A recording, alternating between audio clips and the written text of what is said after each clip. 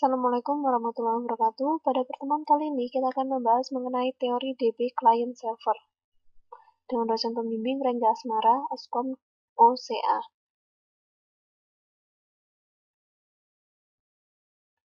Tujuan yang pertama adalah memahami konsep DB Client Server, memahami arsitektur Client Server, memahami pengaksesan query pada DB Client Server, dan bagaimana software Client Server. Arsitektur server client. Two-tier arsitektur. Server mengirim data dan klien mengakses data dengan server sebagai pemeran dominan. Kelebihan yaitu kesederhanaan dan kompatibilitas dengan sistem legal. Three-tier arsitektur. Layer dipresentasikan sebagai host server dan klien. KMD server menjadi conduit of passing yang memproses data dari host ke klien yang kemudian difilter dan dipresentasikan ke user dalam format GUI. Server penengah dengan pengirim prosedur atau constraint, sedangkan klien berisi antar muka GUI dan beberapa aplikasi tambahan. Sistem ini cocok untuk perusahaan besar. Akses query pada DB Client Server. Pendekatan untuk membagi fungsi DBMS antara klien dan server, memasukkan fungsi dari DBMS terpusat di level server. Interaksi antar klien server selama proses query SQL.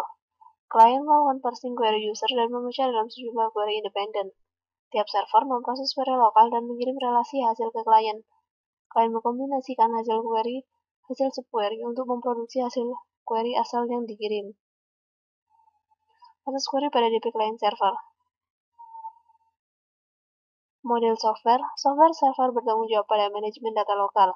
Software klien bertanggung jawab untuk fungsi distribusi, dengan software komunikasi menyediakan primitif komunikasi yang digunakan klien untuk mengirim perintah dan data ke tempat yang berbeda sesuai dengan kebutuhan.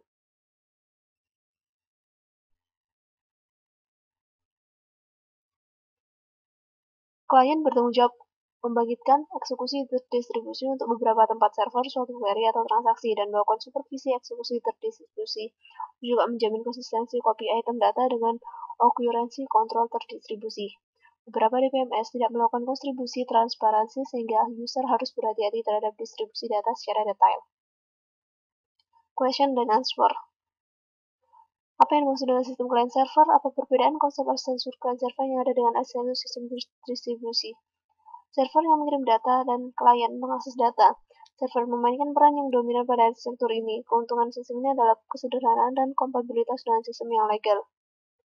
Perbedaan konsep arsitektur client server yang ada dengan arsitektur sistem terdistribusi adalah arsitektur client server yang ada sekarang merupakan perkembangan dari arsitektur sistem terdistribusi.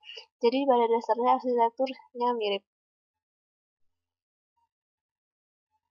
Sebutkan tugas host server dan server three-tier arsitektur.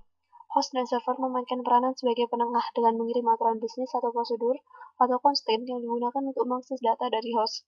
Klien antar muka GUI dan beberapa aplikasi tambahan mengenai aturan bisnis. Kemudian, server bertindak sebagai conduit of passing, memproses data dari host ke klien, di mana kemudian diproses atau difilter dan dipresentasikan ke pemakai dalam format GUI. Antar pemakai, aturan dan pengaksesan data bertindak sebagai three tiers. Klien biasanya dihubungkan ke server melalui LAN dan server dihubungkan ke host melalui WAN.